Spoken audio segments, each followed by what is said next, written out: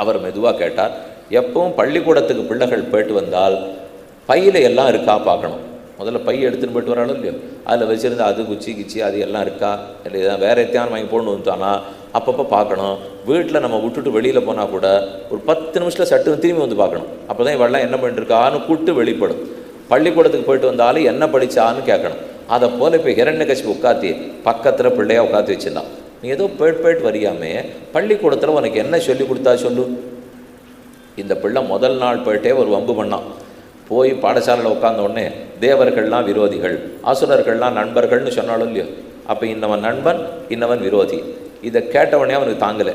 அது என்னது நண்பன் விரோதின்னு 2 வகை? எல்லாரும் நண்பர்கள் தான். பாடசாலைக்கு வரமாட்டேன்னு புடியாக முடிச்சுன்னு வீட்டுன்னு வந்தோம். வந்து ஹிரண்யகசிபா இவன் என்ன தப்பு தப்பாக சொல்லிக் கொடுக்குறா, நான் போகமாட்டேன். மித்ர கதா குதா, மித்திரனாவது நண்பனாவது விரோதியாவது சர்வபூதாத்மகே தாத்த ஜெகநாதே ஜெகன்மயே பரமாத்மனி கோவிந்தா மித்ர குதா குதா. அதுன்னு எல்லா இடத்துலையும் ஒரே பெருமாள் நிறைஞ்சிருக்கிறச்சே நண்பன்னு சொல்கிறேன் விரோதின்னு சொல்கிறேன், இதெல்லாம் நம்பும்படி இல்லை. நான் பாடசாலைக்கே போகலன்னு விட்டான். அவன் அப்புறம் தட்டி கொட்டி அனுப்புறதுக்குள்ளே போரும் எடுத்து வரும். இது ஒரு நாள் ஆச்சா, ஆரம்ப நாளே இதுதான். இப்போ அது நிறையா பசங்கள் பண்ணும். போன உடனே நான் போக மாட்டேன் எனக்கு பிடிக்கவே இல்லை, அம்மா நான் உன்னோடையே இருக்கேன்னு இருக்கலாம். ஆனால் இருக்கணும்னா மேலே கற்றுக்கணும், படிக்க வேண்டாம். இப்போ முதல்ல நமக்கு கருத்து சுதந்திரத்தை கற்றுக் கொடுத்ததே பெற்றோர்கள் தான். அவள் மட்டும் தன் புடவை தலைப்புலேருந்து அனுப்பலைன்னா என்ன ஆயிருக்கும்? அந்த குழந்தைய ஒழுங்காக தன் தலைப்பில் தான் நம்ம படுக்க வச்சுருந்தாவோ. அப்போ அத்தோடையே இருந்திருக்கலாமோ இல்லையோ.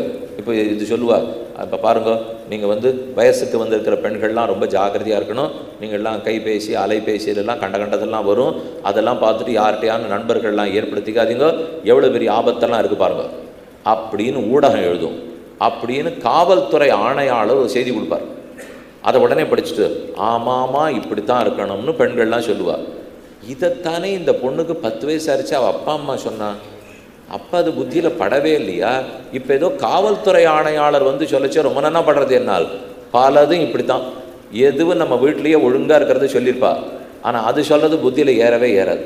இல்லை இப்போ ஆரோத்தர் சொல்கிறார் பாருங்க, ரொம்ப நன்னா தெரிஞ்சுப்போம். நீங்கள் இப்போ வலைத்தளத்தில் பார்க்குறச்சே எல்லாம் கண்டதெல்லாம் பார்க்காதீங்க, அதெல்லாம் வேண்டாம். இது அப்பா அம்மா சொல்லச்சே கருத்தை அடை போடுகிறாய், தாழ்பாள் போடுகிறாய் அப்படின்னு சத்தமாக பேசுவோம். இதே காவல்துறை ஆணையாளர் சொல்லச்சே ரொம்ப நன்னா இருக்கும். அப்படி போய் வச்சுக்கலாமா? முதல்ல வீட்டில் நல்லது சொல்லச்சே ஏற்றுக்கணும். அதுக்கப்புறம் ஏன் இதை ஒத்துக்க மாட்டேங்கிறாள்னால் அதுக்கு ஒரு காரணம் இருக்குது. எப்பவுமே உள்ளூர் கச்சேரிக்காரருக்கு விலை போகாது. சாதாரணமாக வெளியூர்லேருந்து கச்சேரி கூட்டால் வருவாப்போ. உள்ளூர் நாயனக்காரன்னு ஒருத்தர் இருப்பாரோ இல்லையோ, அவரை ரொம்ப மதிக்கவே மாட்டான். வெளியூர்காரர் வரேன்னு சொன்னவர் வரலேன்னா தான் இந்த சுவாமியை கொண்டு வருவார். அப்போ அவர் கோச்சுப்பார், முதல்ல என்ன கூட்டிருக்கணுமோ இல்லையோ, நான் தான் வரேன்னு சொல்லி இப்போ அங்கேருந்து கொண்டு வந்தீங்கன்னால் நிலைய வித்வான்கள்னு அந்த நாளில் ஆகாசவாணியில் ஒன்று போடுவார், பார்த்துருக்கீங்களா? நிலைய வித்வான்கள் அப்படின்னா அன்றைக்கி வாசிக்க வேண்டிய வீணை வாசிக்க வேண்டியவர் வந்திருக்க மாட்டார்.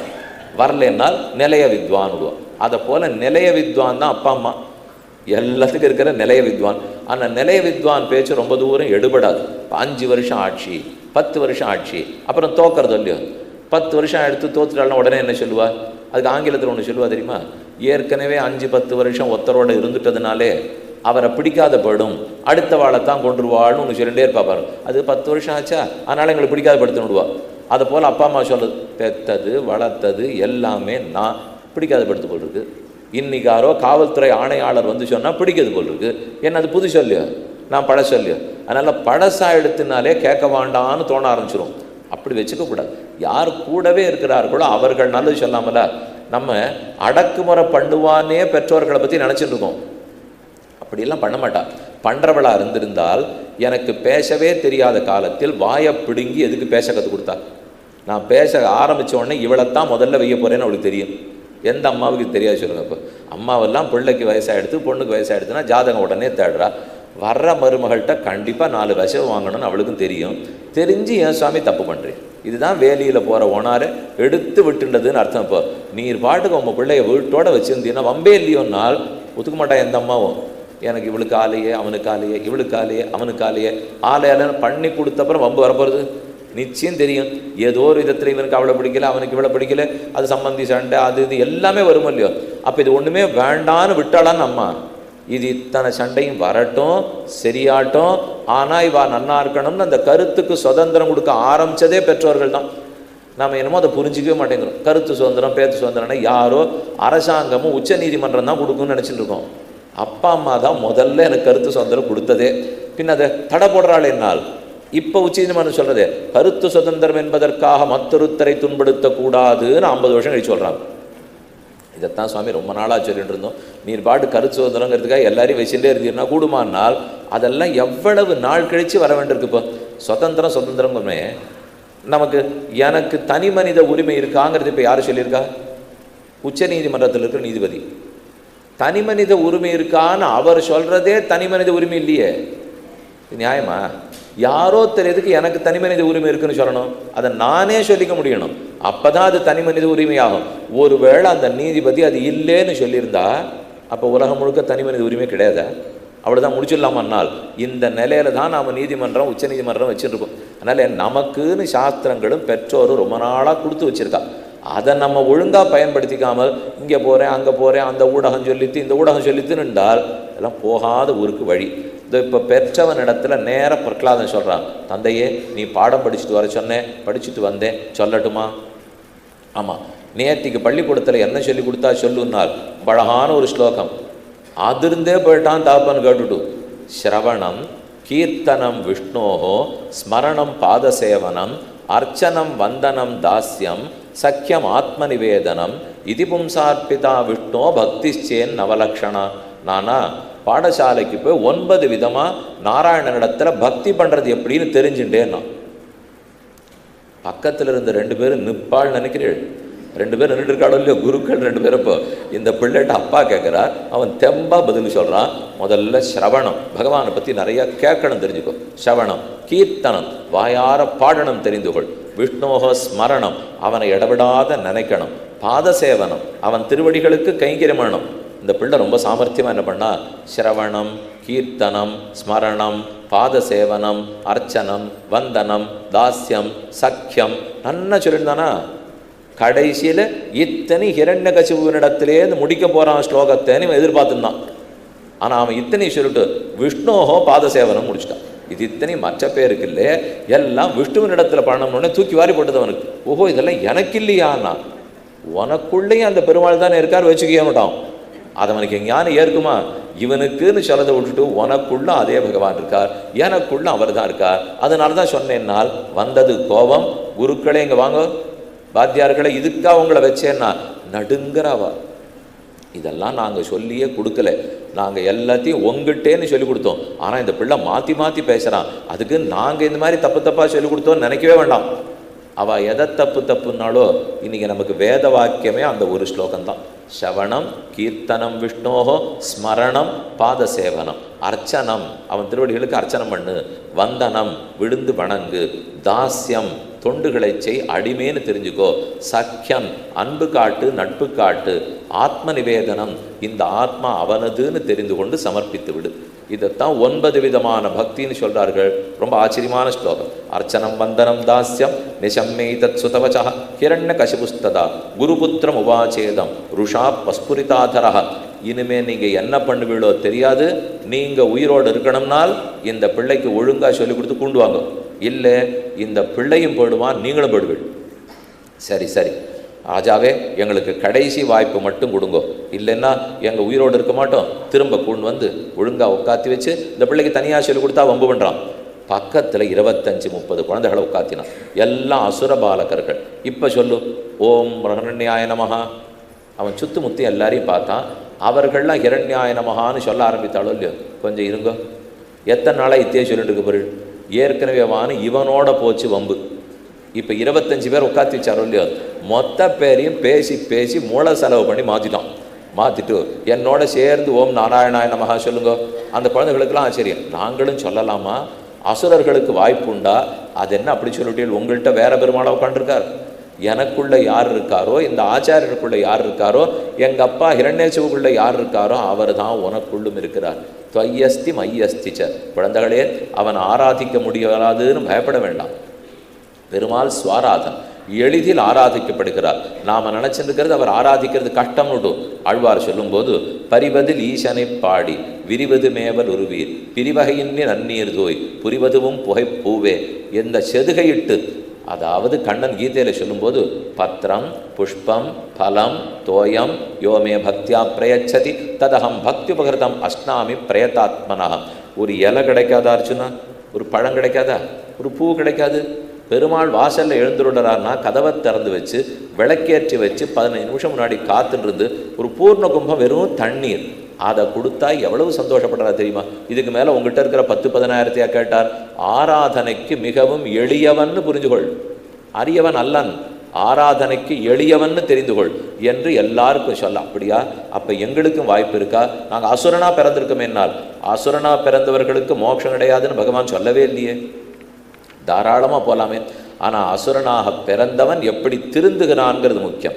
நஹ்யச்சுதம் பிரணயதா பக்வாயாசா அசுராத்மஜாக ஆத்மத்வாத் சர்வபூதானாம் சித்தத்வாதிக சர்வதா பராவரேஷு பூதேஷு பிரம்மாந்த ஸ்தாவரேஷு ச பௌதிகேஷு விகாரேஷு பூதேஷ்வத மஹத்சு ச கேவல அனுபவானந்த ஸ்வரூப பரமேஸ்வர மாயையா அந்தர்பகிதைஸ்வர்யம் ஈயத்தே குணசர்கையா.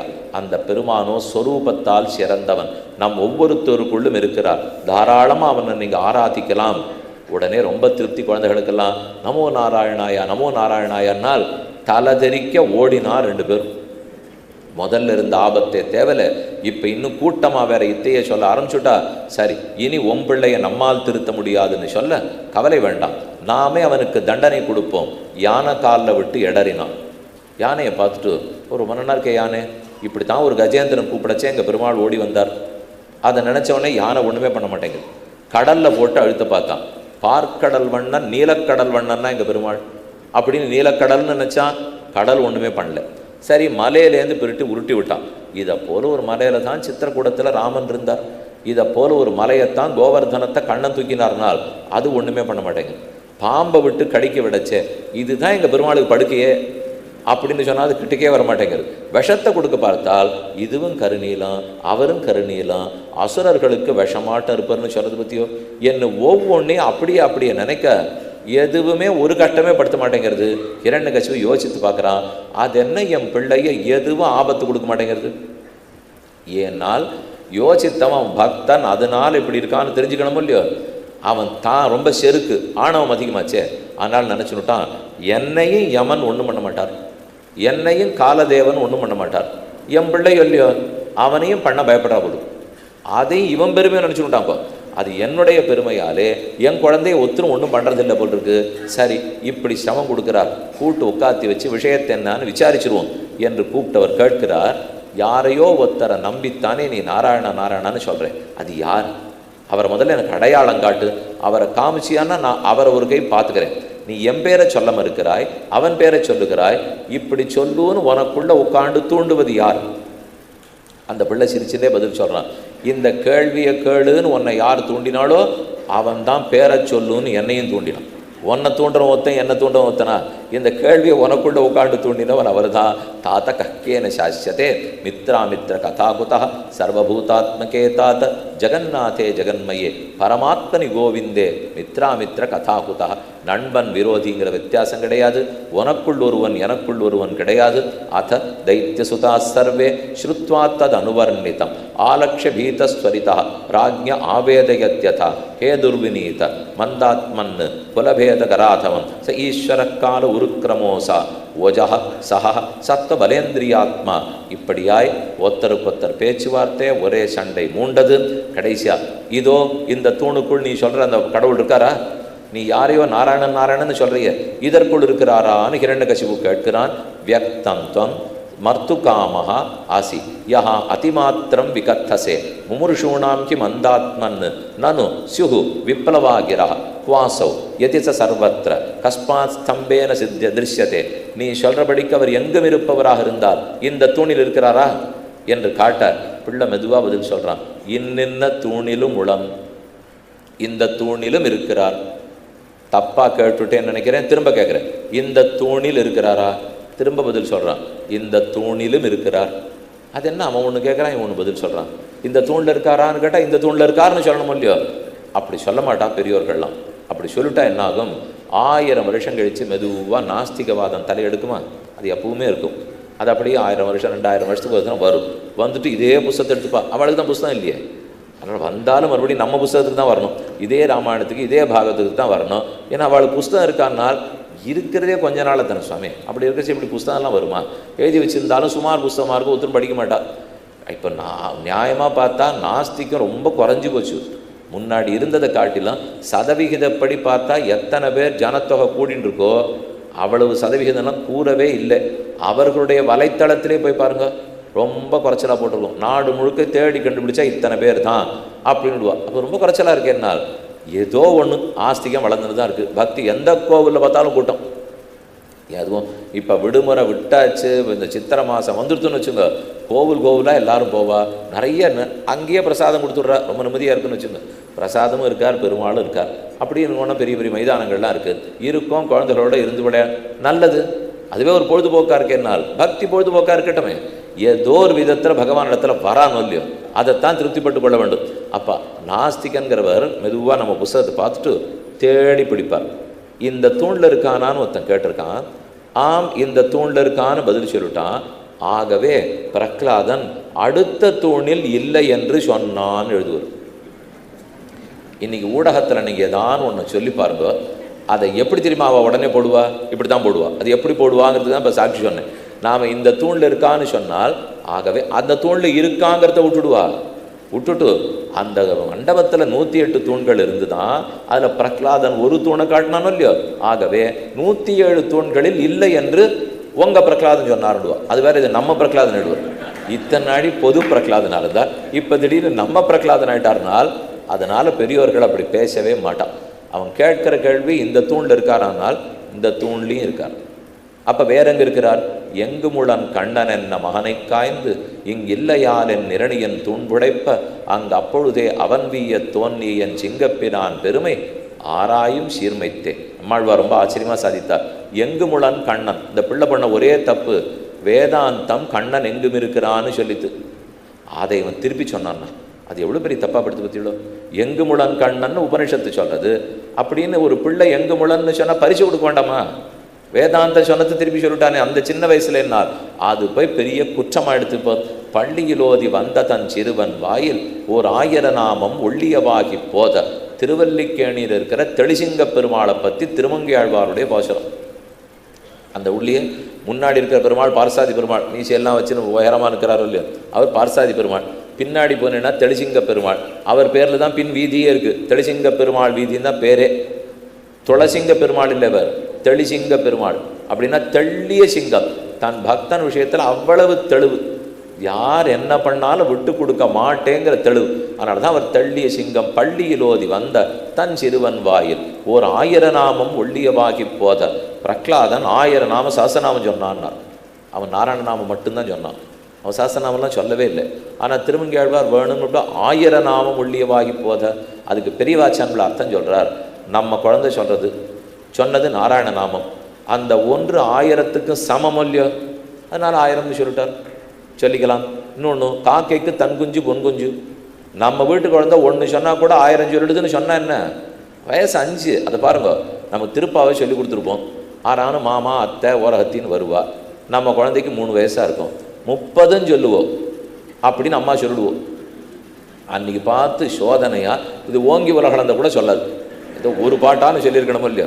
அவளானா வந்தவள்கிட்ட ரொம்ப பெருமையோட 30ன்னா அவள் கிளம்பி போன உடனே கடான்னு சொல்லுவோம். இது அவள் இருக்கிறச்சே சொல்லி கொஞ்சம் பேரை காப்பாற்றக்கூடாதா? எங்கேயோ ஊரில் போயிருக்கிறச்சே அங்கே அவள் கொஞ்சம் முந்தா நாள் தோசை ஒரு வில்லல் கொடுத்துருப்பா. எனக்கு இது ரொம்ப நன்னா இருக்குது, பிடிக்கிறது அப்படின்னு 2 தோசை சாப்பிடும். அவள் நம்மக்கிட்ட நீ உன் பிள்ளைக்கு தோசையே கொடுத்ததில்லை போட்டிருக்கேன், கடைசியில் எப்படி சாப்பிட்றது பாருங்கவா. இவ பண்ணி வச்சுட்டு வாண்டான்னு சொல்லியிருக்கோம். ஆனால் அங்கே போனோடனே பண்ணுறாள் இல்லையா. இதெல்லாம் இந்த குழந்தைகளுக்குன்னு இருக்கிற தன்மை. பிரகலாதன் இப்போ பள்ளியிலோதி வந்த தன் சிறுவன் வாயில் ஓர் 1000 நாமம், 1000 நாமத்துக்கு சமமான நாராயண நாமத்தை சொன்னார். வேண்டாமே, தன் குழந்தை சொல்லியிருந்தா 1 சொன்னால் கூட 1000 சொல்லித்திரு சொல்லிக்கூடாதா? அது சின்ன குழந்தை, அதுவும் நாராயண நாமத்தை சொல்லியிருக்கார். சொல்லுண்டார் திருமங்கையாழ்வார். ஓர் 1000 நாமம் ஒள்ளியவாகி போத ஆங்கதனு கொன்றுமோர் பொறுப்பிலனாகி. அதை சொன்னத்துக்கு பொறுக்க முடியல அவனாலே. பிள்ளையை சீறி வெகுண்டு ஹிரண்யகசிபு தூண் புடைப்ப, இதோ நீ சொன்ன இடத்துல இருக்கானா பார்க்குறேன். என் முஷ்டியை மடக்கி கொண்டான், கதை எடுத்துட்டான், முஷ்டியோட வேகமாக போய் ஸ்தம்பத்தை ஓங்கி மோதினான். खड्गं प्रगृह्य उत्पतितः वरासनात् स्तंभं तताड அதிபலஹ ஸ்வமுஷ்டினா. தன் முஷ்டியாலே கத்திய கையில் எடுத்துனா முஷ்டியை மடக்கினா ததாட ஸ்தம்பம் ததாட ஓங்கி வேகத்தில் மோதினானா பிளந்தது தூணும், புறப்பட்டது செங்கட்சியம். ஆரடா, யாரது நம்முடைய பக்தனை இப்படி துன்பம் கொடுக்க வந்தாய் என்று பெருமான் புலப்பட்டான். அளந்திட்ட தூணை அவன் தட்ட ஆங்கே வாழிய சிங்க உருவாய் வளர்ந்திட்டான், உளந்தொட்டான். அந்த பெருமாள் தான் தெள்ளிய சிங்கம் ஆகிய தேவை திருவல்லிக்கேணி கண்டேனே என்னும் அங்கண் ஞாலமஞ்ச அங்கோள் ஆளறியாய் அவுணன் பொங்கவாகம் வள்ளுகிறாள் போழ்ந்த புனிதனிடம் பைங்கணானை கொம்பு கொண்டு பத்திமையால் அடிக்கீழ் செங்களாடி எட்டிரஞ்சும் சிங்கவேள் புன்னமே என்னும் மிக்கானை மறையாய் விரிந்த விளக்கை என்னுள் புக்கானை புகழ்சேர் பொலிகின்ற பொன்மலையை தக்கானை கடிகைத்தடன் குன்னின் மிசையிருந்த அகாரக்கனி அடைந்துந்து போனேனே என்னும் பெருமான் ஆழ்வார்களால் பாடப்பட்ட நரசிங்க பெருமான். பரியனாகி வந்த அவுணனுடல் கீண்ட அமரர்கரிய ஆதிப்பிரான் அரங்கத்தமலன் முகத்து கரியவாகி புடபரந்து விழுந்து செவ்வரி ஓடி நீண்டவ பெரியவாய கண்கள் என்னை பேதமை செய்தன என்று திருப்பாணாழ்வார் பாசுரத்தில் சாதிக்கிறார். அவ்வளவு அழகான ரூபத்தோടെ தோன்றினார். அழகு பார்த்தவர் கண்களுக்கு அழகன், ஆனால் விரோத மனப்பான்மை பாராட்டியவர்களுக்கு பயங்கரமான உருவத்தோடே சத்தியம் விதாதும் நிஜபிருத்திய பாஷிதம் வியாப்திஞ்ச பூதேஷ்வகிலேஷு சாத்மனா அதிருஷ்யதாத்யத்புத ரூபமுத்வகன் ஸ்தம்பே சபாயாம் ந மிருகம் ந மானுஷம். மிருகமாகவும் இல்லாமல் மனிதனாகவும் இல்லாமல் நிருமிருகேந்திரனாய் நரகேசரியாய் நரங்கலந்த சிங்க உருவாய் இரண்டு உருவத்தை கலந்தான் எம்பெருமான். உழைந்தவரியும் மானிடமும் உடனாய் தோன்ன ஒன்றுவித்து பிளந்து வளைந்த உகிரானேன்னு திருமங்கையாழ்வாருடைய பாசுரம். நீண்ட திருக்கோலம், கழுத்துக்கு மேலே சிங்க உருவத்தோடே கழுத்துக்கு கீழே மனித உருவத்தோடே உராந்த வாயும் ஆகாசத்தை நோக்கி உயர்ந்திருக்கிற புருவங்கள், ஆகாசத்தை நோக்கி ஸ்தப்தோர்த்த கர்ணம் காதுகாப்பு மேலே வசந்திருக்கு. இவையா பிளவாய் இவையா பிளவாய் ஒரு பிலத்வாரம் பெரிய குகை துவாரத்தை போல வாய் பிளந்திருக்கு. நல்ல நெஞ்சே நாம் தொழுதும் நம்முடன் அம்பெருமான் அல்லி மாதர் புல்க நின்ன ஆயிரம் தோழனிடம் நெல்லி மல்லி கல்லுடைப்ப புல்லரை ஆர்த்து அதர்வாய் சில்லி சில்லு நொள்ளராத சிங்கவேள் புன்னமேனு பாசுரம். பொழுது மெலிந்த புஞ்சக்கரில் வாந்திசை சூழுமெழுந்து திறப்புனலா மல கிழது பிளந்த சிங்கமொத்ததால் அப்பன் ஆழ்துயர் செய்து அசுரரை கொல்லுமாறே. அத்தனை வேகத்தோட தூண் பிளந்தது. பிளந்த வேகத்தில் பெருமான் தோன்றுகிறார். ஏன் சிங்க வடிவத்திலே தோன்றினார்? அதுக்கு முன்னாடி ஒரு பேச்சுவார்த்தை நடந்திருக்கு. போ பிரகலாதன் இப்படி நிற்கிறான், ஹிரண்யகசிபு நிற்கிறான். நீ காட்டின இடத்துல நான் தட்ட போறேன், அங்கு மட்டும் உன் விஷ்ணு தோன்றாமல் போனால் உன்னை யானையாக வைத்து நான் சிங்கமாக இருந்து உன் மத்தகத்தை பிளப்பேன் என்று ஹிரண்யகசிபு சொன்னான். அது வரைக்கும் உள்ள காத்துன்னு இருக்கிற பெருமாள் எந்த தலையன்னு முடிவு பண்ணல. ஏன்னா பிரம்மா கொடுத்தவரும் நரத்தாலையும் இல்லை மிருகத்தாலையும் இல்லை, அவ்வளோதானே அவர் வரம் கொடுத்துருக்கார். எந்த தலையை வேணால் வச்சுக்கலாமே, நரமும் மிருகமும் கலக்கணும். அது பன்றி தலையாக இருக்கலாம், ஹயகிரீவ பெருமாள் வந்துட்டார். குதிரை தலையாக இருக்கலாம், ஹயகிரீவர் வந்தார். பன்றி தலையாக வராக பெருமாள் வந்துட்டார். இதனால் எந்த தலையன்னு யோசித்து கொண்டிருக்கிறார். அவன் பேச்சு சொன்னானோ இல்லையோ, நான் சிங்கமாக இருந்து உன்னை யானையாக வச்சு மஸ்தகத்தை பிளப்பேன்னுட்டு. அதே போல் ஹிரண்யகசிபு யானையாக வைப்போம், நாம சிங்கமாக இருப்போம். நம் பக்தனிடத்தில் அபச்சாரப்பட்டவனை நாமே அடித்து விடுவோம் என்று பெருமான் சிங்க உருவத்தை ஏற்றுக்கொண்டான். அதுதான் மகாசுர கிரகஸ்தூணாபிதாமக்கியபூத். வேதாந்த தேசிகன் சாதிக்கிறார். மகாசுரனுடைய பெரிய அரண்மனை, அந்த அரண்மனையில் இருக்கிற ஒரு தூண், அந்த தூண் பெத்ததான். அந்த தூணுக்கு இவர் பேர் சொல்றார். இப்போ பிரம்மாவுக்கு பாட்டி, பாட்டியா தூணை போய் பாட்டின்னு சொல்லுவீரானால் நம்ம எல்லாருக்கும் பிதாமகர் பிரம்மா. பிரம்மாவை பெத்த தந்தை திருமால். திருமாலை இப்போ பிரசவம் தரித்து பெற்று கொடுத்துருக்கிறது தூண். அப்போ அந்த தூணை யாருன்னு சொல்லணும்? பிரம்மாவுக்கு பாட்டி இல்லையா? அதுதான் தேசியம் சொல்ல, பிரம்மாவுக்கே பாட்டி தான் சுவாமி தூண். அப்போ தூணை பாட்டின்னு சொல்லணுமா? பிரசவித்ததே. ஏன்னா தூணுடைய கர்ப்பத்திலேருந்தானே பெருமாளே தோன்றிருக்கார். அப்போ ஸ்தம்பே சபாயாம் நமிருகம் ந மானுஷம். கழுத்துக்கு மேலே ஒருபடி கழுத்துக்கு கீழே ஒருபடியாய் நரங்கலந்த சிங்க உருவாக பிறந்தான். தம் விக்ரமந்தம் சகதம் கதாதரஹ மகோரகம் தார்க்ஷசுதோ யதாகிரகீத் சதஸ்ய ஹஸ்தோத்கலிதஸ்ததாசுரா விக்ரீடதா யத் பகிஹி கருத்மதா. ஒரு கருடன் எப்படி சிறு பாம்பை பிடித்து கொண்டு அலக்கழிப்பாரோ அதை போல ஹிரண்யகசிபுவை பிடித்தார், தன் மடியிலே இட்டு கொண்டார். அவன் இதுவரைக்கும் எதை நினைச்சிட்டு இருந்தான்? பரியனாகி வந்த அவுணனுடல் கீண்ட அமரர்கரிய ஆதிப்பிரான். பருத்திருந்தான் ஹிரண்யகசிபு. வரத்தினில் சிரத்தமைக்க, தேவர்களெல்லாம் அவனுக்கு வரத்தை பொறுத்து கொழுக்க வச்சிருக்காளாம். பொதுவாக சண்டை போடுறதுக்கு விட்றா பாருங்க, நன்னா சாப்பிட்டு கொழுக்க வச்சு தான் 2 மிருகத்தை சண்டை போட விடுவா. இப்போ ஒரு குத்துச்சண்டை பயில்வான் இருக்கார், அதுக்கு எதிர்த்த மாதிரி இவர் அவ்வளோ பெருசு நிற்கிறார். அதுக்கு முன்னாடி கொண்டு சண்டைக்கு நிறுத்தினா கொஞ்சம் சமமாக நிறுத்தணும் இல்லையோ, ஒன்றுமே இல்லை, வத்தல் தொத்தலாக ஒருத்தரை கொண்டு நிறுத்தினான். நிறுத்தினவுடனே இவருக்கு அதை பார்த்துட்டு என்னை இப்படியே அவமரியாதை பண்ணுறதுக்கு காத்துன்னு இல்லைங்க. இப்போ என்ன கோபம் வந்து அவர் அடிக்க மாட்டார், கொண்டு நிறுத்தியவனா ஓங்கி ஒன்று வச்சார். இவனை விட்டுட்டார், இவன் தான் ஒன்றுமே இல்லையே, மூச்சு விட்டாலே பட போகிறானே, ஆனால் இவன் அடித்து பிரயோஜனம் இல்லை. அதை போல் ஹிரண்யகசிபு மட்டும் வரம் பெற்று கொழுக்காமல் இருந்திருந்தால் பெருமான் முதல்ல தேவர்களை உதைச்சிருப்பார். நீங்கள் தானே கொடுத்து இவனை நிறுத்தது கொஞ்சமான ஆள் பார்த்து நிறுத்த வேண்டாமோ, இது என்ன எப்படி நிறுத்திட்டா? அதுக்கு தான் தேவர்கள்லாம் வரம் கொடுத்து அவனை கொழுக்க வச்சிருக்காளாம். கொழுத்து வந்து நிறுத்தினா தான் உத பண்ணுறதுக்கு சரியான ஆசாமிஸ்வன். அதுக்காகத்தான் நிறுத்திட்டா போட்டு இப்போ வரத்தினில் சிரத்த வைக்க வாழையிற்று மற்றவன் ஆழ்வார் சாதிக்கிறார். வல்லையிற்று கேடலுமாய் வாழையிற்று சீயமுமாய் வல் எயிறு வலிய எயிற்றோடே வராக அவதாரம் பண்ணினார். வாழ் எயிற்றோடே அழகான பல்லு அழகான நகம் அவற்றோட நிசிம்மாவதாரம் நடந்தது. பொழுது மெலிந்த புஞ்சக்கரில் எப்போ அவதரித்தார்? மாலை பொழுது, பிரதோஷ காலம்னு சொல்கிறோம் பாருங்க. அந்த அந்தி சாயர பொழுதில் அந்தியம் போதில் அரியுருவாகி அரியழித்தவனை பந்தனதீர பல்லாண்டுன்னு அழ்வார்களுடைய போஷம். யபராத அஜா யது அபராத சஹசிரம் அஜஸ்ரஜம் தொய் சரண்ய ஹிரண்ய உபாவகது வரத தேன சிரந்தம் அவிக்ரியா விகிருதியம் அர்பஜ நிர்பஜநாதகாக கூறத்தாழ்வான் கேட்கிறார். இந்த ஹிரண்யகசிபு போன்ற அசுரர்கள்லாம் உங்கள்கிட்ட இன்னைக்கு நேர்த்திக்கா அபச்சாரப்படுறா, ரொம்ப நாளாக பட்டுருக்கா. ஆனால் அதுக்கெல்லாம் நீ கோபமே படலையே, இப்போ என்ன புதுசாக இவ்வளவு கோபம்? என்கிட்ட அபச்சாரப்பட்டால் கோபப்பட மாட்டேன், என் பக்தனிடத்தில் அபச்சாரப்பட்டால் பொறுக்க மாட்டேன். அவனிடத்தில் பட்ட அபச்சாரத்துக்கு தான் இத்தனை கோபம். எடுத்து தன் மடியில் இட்டுக்கொண்டார். தான் மாலை பொழுதிலே தோன்றினவர் நடுவாக ஒரு படிக்கட்டை தேர்ந்தெடுத்து உட்கார்ந்துட்டார். அப்போ பூமியில் இல்லை ஆகாசத்தில் இல்லைன்னு ஆயிடுச்சு. உள்ளேயும் போல வெளியில் போல ரேழியில் உட்கார்ந்துட்டார். இடைகழின்னு சொல்கிறோமே, ரேழியில் அமர்ந்தார். மாலை பொழுது ரேழியில் அமர்ந்தார், படிக்கட்டின் மேலே அமர்ந்தார். ஹிரண்யகசிபு எடுத்து இட்டார். அவர் மனிதனும் அல்ல மிருகமும் அல்ல, தன்னுடைய நகத்தையே ஆயுதமாக கொண்டு கிழிக்கிறார். ஏன்? நகங்கிற ஆயுதத்துக்கு ஒரு பெருமை இருக்குது. நகத்தை வெட்ட வளர்றதோ இல்லையோ, அப்போ பிராணன் இருக்குதுன்னு அர்த்தம். வெட்டினா வலிக்கலையோ இல்லையோ, பிராணன் இல்லையோன்னு அர்த்தம். அவன் பிராணன் இருக்கிறதும் கொல்லக்கூடாது, பிராணன் இல்லாததும் கொல்லக்கூடாதுன்னு தானே. அப்போ அதுக்கு தான் ஆயுதம் வேணுமே. இப்போ மற்ற ஆயுதம்னா பிராணன் இல்லை, அதனால் நகத்தை எடுத்துனுட்டார். வளருமே, வெட்டினா வளரும், பிராணன் இருக்குது. வளர்ந்தா பிராணன் இருக்குது, ஆனால் வெட்டினா வலிக்கலை, பிராணன் இல்லை.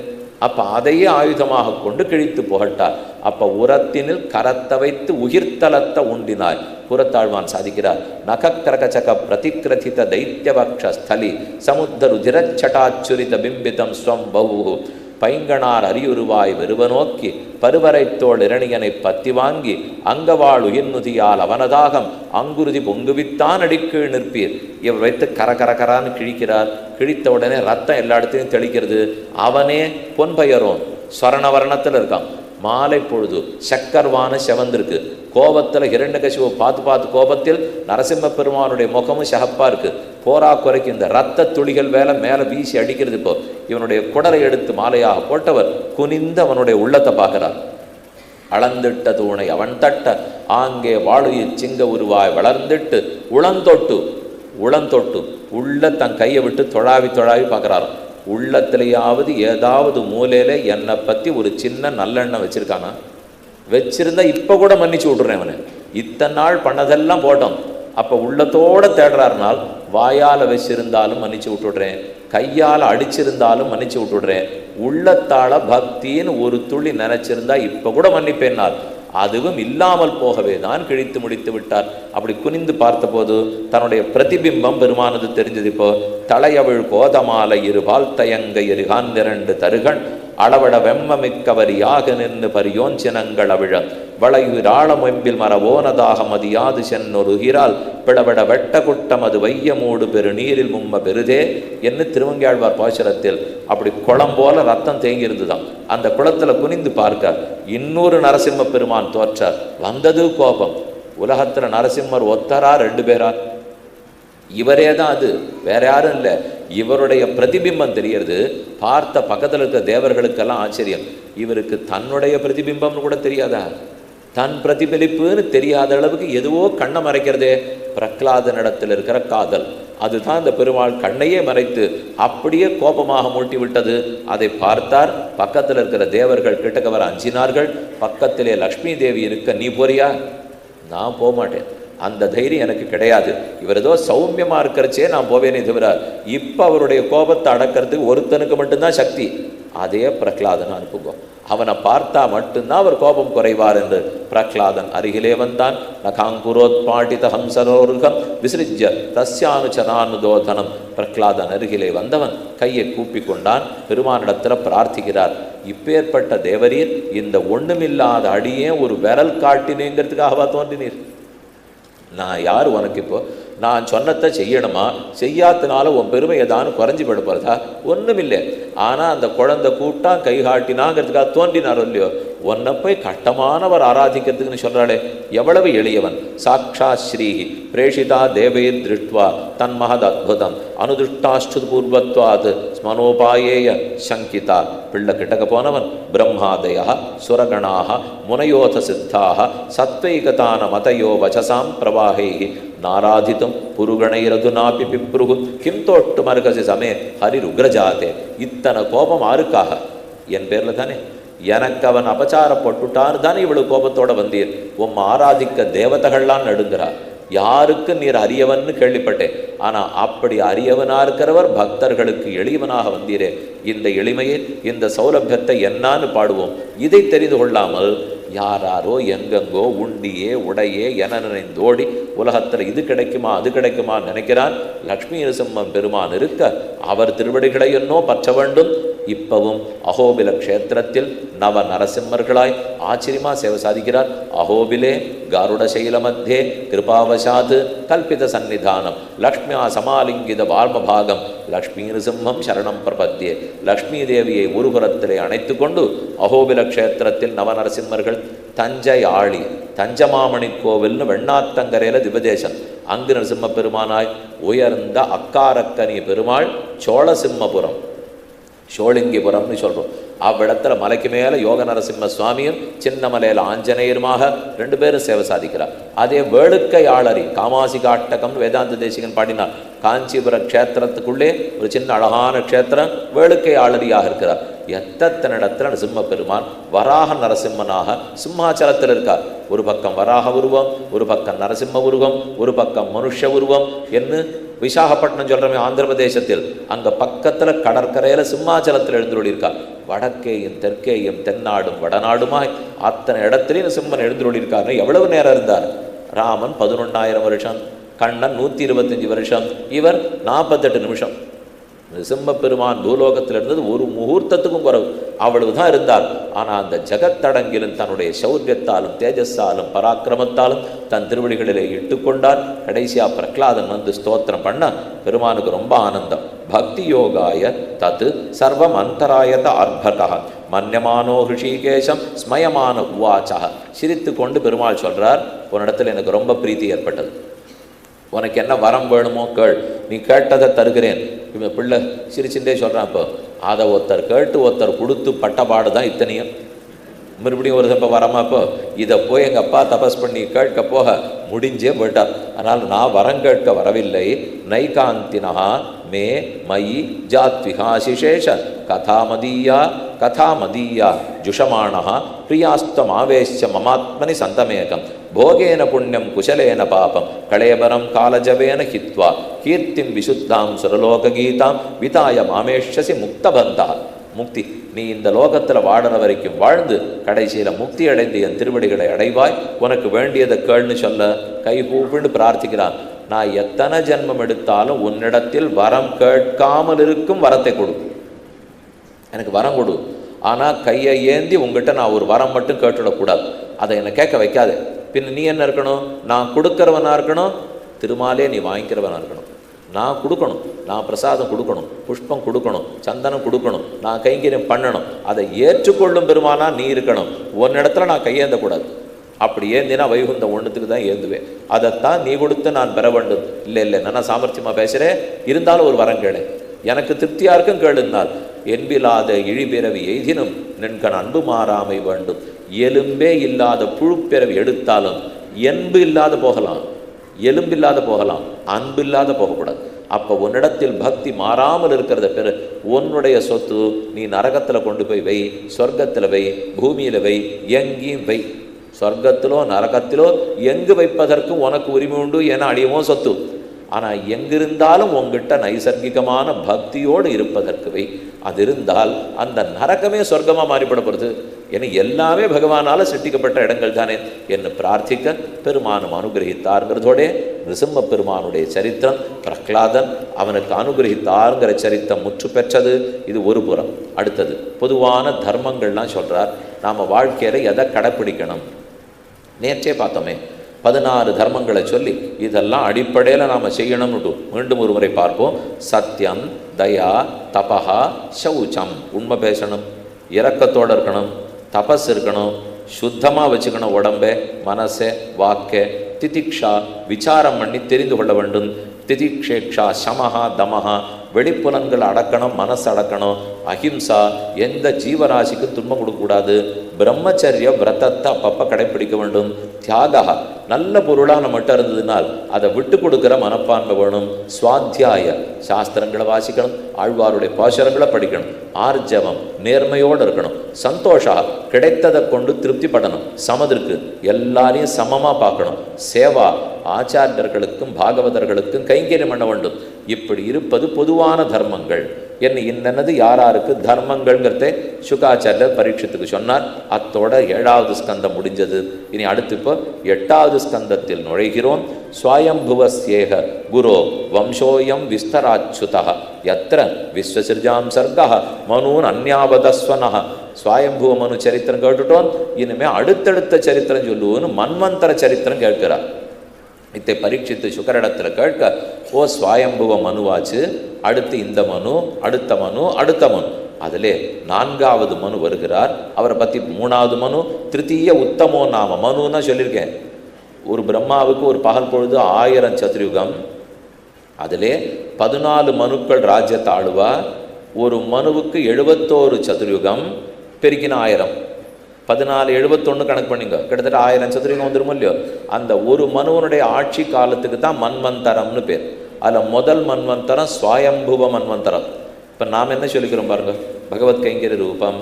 நாம் எல்லாம் பகவான் நம்ம இந்த கைங்கரியம் பண்ண போகிறேன், இன்னும் அமாவாசை தர்ப்பணம் பண்ண போகிறேன், கிரகண தர்ப்பணம் பண்ண போகிறேன். பகவதாஜ்ஞா, பகவத் கைங்கரி ரூபம் என்னன்னு சொல்ல ஆரம்பிப்போம். இப்போ வைவஸ்வத மன்வந்தரே கலியுகே பிரதமே பாதே ஜம்பூத்வீபே பாரத வருஷே பரதகண்டே சகாப்தே மேரோஹோ தட்சிணே பார்ஸ்வேன்னு சொல்கிறோம் இல்லையோ. இப்போ நாம் இருக்கிறது வைவஸ்வத மனு, இது நம்மளுது. ஆனால் முதல்து ஸ்வயம்புவ மனு. அவர் தானே முதல்ல பிறந்திருக்கார் பிரம்மாவுக்கு. ஸ்வயம்புவ மனுவனிடத்திலே இந்த அடுத்த மனு 2வது மனு, அவருக்கு ஸ்வாரோச்சிஷ மனுன்னு பேர். 3வது மனு உத்தம மனுன்னு பேர். அதுக்கப்புறம் 4வது மனுவுக்கு மனுர்நாம தாமச மனுன்னு பேர். மேலே இப்போ அப்போ நடந்த கஜேந்திரோபாக்கியானம், கஜேந்திராழ்வானுக்கு பெருமான் அனுகிரகித்தாருங்கிற ஆச்சரியமான சரித்திரம் சுருக்கமாக பார்ப்போம்.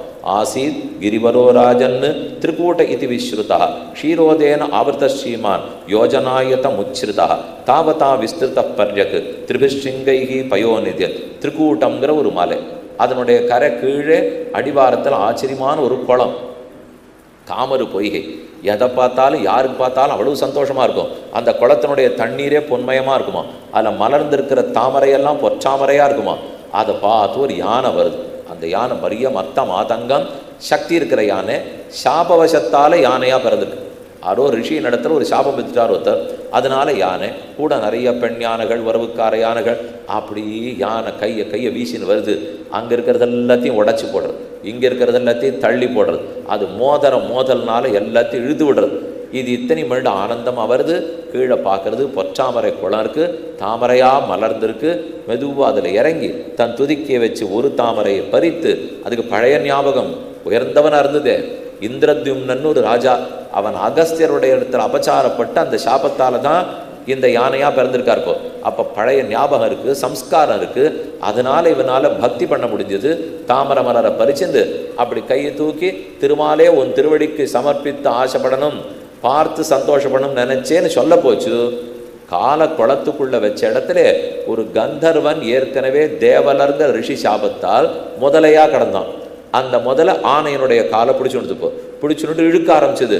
மேலே துதிக்கி யானை இருக்கு, தாமரையோட இருக்கு, கீழே யானை காலை பிடிச்சு முதல்ல இழுக்கிறது. ஒன்றுக்கு ஒன்று துவந்த யுத்தம் ஆரம்பிச்சுடுத்து. ஒவ்வொன்றா பக்கத்தில் இருக்கிற மற்ற யானைகள் காப்பாற்றுன்னு பார்த்தா ஒன்றும் முடியல, பத்னி காப்பாத்துன்னு பார்த்தா முடியல, தன்னுடைய சக்தியால் ரட்சித்துக்கலான்னு பார்த்தா அதுவும் முடியல. விருத்தா ஸ்வயூத்தேன துஷார்தித்தேன தத் சரோவரம் ஆபியஜ மதாகமத் திருதம் விகாக்கிய தஸ்மின் அமிர்தாம்பு நிர்மலம் ஹேமாரவிந்தோத்பல ரேணுவாசிதம்.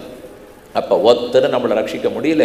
தனக்கு மெதுவாக உடம்பு குளத்துக்குள்ளே போகிறது. கஜ ஆகர்ஷத்தே தீரே கிராக ஆகர்ஷத்தே ஜலே. முதல்ல பிடித்து ஜலத்தில் இழுக்கிறது, யானை பிடிச்சி நிலத்தில் இழுக்கிறது. இப்படி ரெண்டு பேருக்கும் துவந்த யுத்தம். மெதுவாக உடம்பு முழுகிறது. துதிக்க மட்டும்தான் இன்னும் மிச்சம்.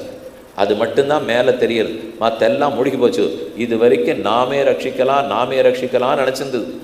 இனிமே நாம ரட்சித்து கொள்ள முடியாதுன்னு தெரிஞ்சது. அப்ப கைகூப்பிண்டு பிரார்த்தித்தது யானை. நமோ பகவதே தஸ்மை யதஏதச்சிதாத்மகம் புருஷாய ஆதிபீஜாய பரேஷாய அபிதீமகி யஸ்மின்னிதம் யதச்சேதம் ஏனேதம் யயிதம் ஸ்வயம் யோஸ்மாத் பரஸ்மாச்ச பரஸ்தம் பிரபத்யே ஸ்வயம்புவம். யாரிடத்திலிருந்து உலகமே உருவாச்சுதோ, யார் ஜெகத்துக்கெல்லாம் காரணமோ, யார் முழுமுதற் கடவுளோ சியப்பதியோ, யார் உள்ளும் புறமும் அவ்விடத்திலும் வியாபிக்கிறாரோ அப்படிப்பட்ட பகவானை வணங்குகிறேன். நாராயணா ஓ மணிவண்ணா நாகனையாய் வாராய் என் நாரிடர நீக்காய். இது வரைக்கும் நான் யாரோ காப்பாற்றுவார்கள் நினைச்சிட்டு வாழாவிருந்தேன். எத்தனை வருஷம் சண்டை, தேவ வருஷத்தால 1000 வருஷம் சண்டை. அது ரெண்டு ஒன்றுக்கு ஒன்று பிடிச்சி இழுத்துக்கிறது. இனிமே நம்ம ரட்சிக்க நம்மால் முடியாதுன்னு தெரிஞ்சது. கையை தூக்கி அலறித்துப்போ அதுலேருந்து நாம் தெரிஞ்சுக்க வேண்டியது, நாம் ரட்சித்து கொள்ளுகிறோம்னு நினைக்கிற வரைக்கும் பகவான் வருவதில்லை. நம்மால் ரட்சித்துக்க முடியாது. அவர் தான் ரட்சகன்னு ஒப்படைக்கும் போது தான் ரட்சிக்க வருவார். அதைத்தான் ஆன கதையிலேருந்து தெரிஞ்சுக்கிறோம். நாராயணா ஓ மணிவண்ணா நாகனையாய் வாராய் என் நாரிடர நீக்காய் என்று யானை கூப்பிட அது மேலே சொல்றது நமோ நமஸ்தே அகில காரணாய நிஷ்காரணாய அத்புத காரணாய சர்கா மார்ணாய மகார்ணவாய நமோபவர்காய பராயணாய. அனைத்துக்கும் காரணமே, ஆச்சரியமான காரணமே, தனக்கொரு காரணம் இல்லாதவரே, அப்படி உலகத்துக்கே காரணமானவர் என்னை காக்கட்டும். யஸ்ய பிரம்மாதயோ தேவாः வேதாலோகாச்சராச்சராः நாமரூப விபேதேன பல்வ்யாச்ச கலையா கிருதாः யசாத்யசோக்னேகே சவித்து கர்ப்பஸ்தயः சவை ந தேவாசுரம் அர்த்ததிர்யக் ந ஸ்திரீ ந ஷண்டः ந புமான் ந ஜந்துः நாயம் குணः கர்ம ந சன்ன சாசன் நிஷேதசேஷோ ஜெயதாசேஷः. இந்த பெருமான் அந்த பிரம்மம் ஆணல்லன் பெண்ணல்லன் அல்லா அலியமல்லன் காணலுமாகான் உளனல்லன். அவனை உளன்னு சொல்லுவேனா இல்லேன்னு சொல்லுவேனா? ஆழ்வார் பாசுரத்தில் சாதிக்கிறார். அவனார் பொருவில் சீர் பூமியெங்கோ புகழனல் ஒருவன் என்கோ பொருவில் சீர் பூமியென்கோ திகழுந்தன் பரமையென்கோ நீழ்ச்சுடர் இரண்டுமென்கோ நிகழும் ஆகாசமென்கோ நீழ்ச்சுடர் இரண்டுமென்கோ கண்ணனை கூமால் அறிய மாட்டேன். இவனை பிருத்திவின்னு சொல்லுவேனா, அப்புன்னு சொல்லுவேனா, ஆண்னு சொல்லுவேனா, பெண்ணுன்னு சொல்லுவேனா? எதற்கும் அப்பாற்பட்டவராக இருக்கிறார். சத்தியம் ஞானம் அனந்தம் பிரம்ம. அவ்வளவுதான் அவரை பற்றி தெரிகிறது.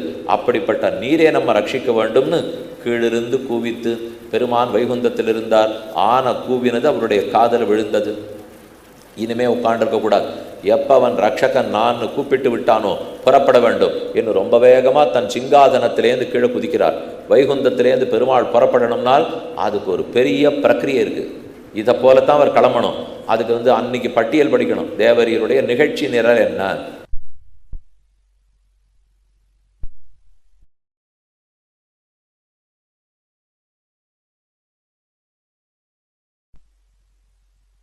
ஆனை குதிரை ஒட்டகம் அது இது எல்லாம் தயாராக இருக்கணும். அங்கே இருக்கிற எல்லாரும் அலங்காரம் பண்ணிக்கணும். வாத்திய கச்சேரி தயாராகணும். பெருமாளுக்கு பாதுகையை கொண்டு அப்படி நீட்டணும். அவர் குதித்து அந்த செருப்பு பாதுகை இப்படி காலில் போட்டுப்பார். எல்லாரும் ஜெய ஜெய ஜெய ஜெயான்னு சொல்லி பெருமாள் புறப்படணும். ஒரு ஏற்பாடு அன்றைக்கி நடக்கலை. என்ன இது தெரியவே தெரியாது யாருக்கும். அன்னைக்கு நிகழ்ச்சி நேரம் ஒன்றுமில்லை. பெருமாள் பிசாத வைகுந்தத்தில் இருக்க போகிறார். அந்த இருக்கிற நாளில் போய் இது கூப்பிட்ட குரல் காதில் விழுந்ததோ இல்லையோ, அப்போ தான் பராசர பட்டர் சாதிக்கிறார். அங்கிருந்து பெருமாள் சட்டுன்னு குதித்தார். இவர் கொண்டு போய் பாதுகையை வச்சார். இப்போ பெருமாள் ஏற்றுக்கொள்ளவே இல்லை. இப்போ அதந்திரித சமூபதி பிரணீத ஹஸ்தம் அஸ்வீகிருத பிரணீத மணிபாதுகம் கிமிதி சாக்குலாந்தப்புறம். பக்கத்தில் விஷக்சேனர் வந்தால் தள்ளுட்டார். அவர் இப்படி கைலாக கொடுத்து தான் பெருமாளை இறக்கி விடுவாராம். ஏற்றுக்கலை. தர்மபத்தினிகள்லாம் வந்து, அதாவது ஸ்ரீ பூ நிலாதேவி நாச்சியார்லாம் அணைத்து என்ன என்ன என்ன அவசரம் அப்படின்னு கேட்க ஒன்றுத்துக்கும் பதிலில்லை. முழங்கையாலே அவர்கள்லாம் தள்ளிவிட்டார். கருடன் பேரில் நேர போய் ஏறி உட்காந்து போ அப்படின்னு காதால குத்துறார். கருடன் தயாராகவே இல்லை, அவருக்கு அலங்காரமே ஆகலை. இப்போ எங்கே போகணும்? கிம் கிம் கிமிதி சாவுக்கலாம் அந்தப்புறம், என்ன நடக்கிறதுன்னு அந்தப்புறம்லாம் அலண்டு போச்சு. கருடனுக்கு போக தெரியல, வேகமாக பறக்க ஆரம்பித்தார். காலால் குத்துறார், கையால் அடிக்கிறார். வேகம் போகிறல போ அப்படின்னு. இது என்ன, நாம் பார்க்குற வண்டியா கருடன்? நினைத்த மாத்திரத்தில் வாயு வேக மனோவேகத்தில் போகக்கூடியவர். ஆனால் அந்த குழந்தை கஜேந்திரன் கூப்பிட்டான்னு உடனே அறகுறைய இடுப்பில் கட்டின்னு இருக்கிற வேட்டி பெருமாளுக்கு அலண்டு போக ஆரம்பிச்சுட்டான். தலை இழுத்து முடிஞ்சு சிகை அலங்காரம் பண்ணியிருக்காரோ இல்லையோ, அதெல்லாம் அவிழ்ந்து படுத்தான். முன்னாடி சாத்திட்டு இருக்கிற ஆபரணம் பின்னாடி படுத்து, பின்னாடி சாத்திட்டு இருக்கிற ஆபரணம் முன்னாடி வந்துடுத்து. எது எங்கே இருக்குன்னே தெரியாமல் இப்படிலாம் போட்டால் நமக்கு நன்னாவே இருக்காது. ஆனால் பெருமானுக்கு அலங்காரம் பண்ணும்போது எதை எங்கே சாத்தினாலும் நல்லா இருக்கும். இன்னைக்கு கழுத்தில் சாத்தினதை நாளைக்கு இடுப்பில் சாத்துவா, இடுப்பில் இருக்கிறத தலையில் சாத்துவா, ஜடபின்ன ராக்குடியை கொண்டு இடுப்பில் சாத்திடுவா, சலங்கையாக இருக்கிறத தோள்பட்டையில் சாத்துவா. அர்ச்சகால் சுவாமிகிட்ட கேட்டு பாருங்க, எது எப்படி சாத்தினா நல்லா இருக்கு. எதுவுமே சாத்திக்கல, வெறும் மாலையோடு இருந்தார்னா இன்னும் நல்லா இருக்கார். அதுவும் அழகு, இது அழகன் அலங்காரன். அழகர்களுக்கு எது பண்ணாலும் நன்னா இருக்கும், நமக்கு எது பண்ணாலும் நன்னா இல்லைன்னா இல்லை. உண்மையை ஒத்துக்க வேண்டியதானே. ஆத்மா நன்னா இருக்குதுன்னு பார்க்கணுமே தவிர இந்த சரீரத்துக்கு அலங்காரம் பண்ணி என்ன. அப்படி பெருமாள் வேகமாக வருகிறார். கருடனுக்கு வேகம் போறலே, கருடனையும் தூக்கி தன் தோளில் வச்சுன்னு இவர் பறக்க ஆரம்பிச்சிட்டார். ஏன் அதை விட்டுட்டு வரக்கூடாதா சுவாமி? அவரை வேற தூக்கின்னு வரணுமானால் நம்ம வண்டி மிதி வண்டியில் போவோம், கஷ்டப்பட்டு மிதிச்சுன்னு போவோம், அது காற்று போயிடும். காற்று போட்ட உடனே அதையும் தூக்கி தோளில் வச்சுன்னு வீட்டுக்கு வரணும், விட்டுட்டு வந்தால் எடுத்துன்னு போயிடுவா, அதோடைய வரணும் இல்லையோ. அதை போல இவர் கருடன் தூக்கி தோளில் வச்சிருந்தார். வேகமாக மடுக்கரைக்கு வருகிறார். அந்த வந்த வேகத்தை தொண்டரிப்புடியாழ்வார் சொல்றார். பெண்ணுலாம் சடையினாலும் பிரமனு முன்னை காண்பான் எண்ணிலா ஊழி தவம் செய்தார் வெள்கி நிற்ப அகஸ்தியர், வசிஷ்டர், புலகர், கிரது, அங்கிரா இது முதலான ரிஷிகள்லாம் 10,000 வருஷம் தபஸ் பண்ணிருக்காலும் பார்க்க முடியுமான்னு பார்க்க முடியல.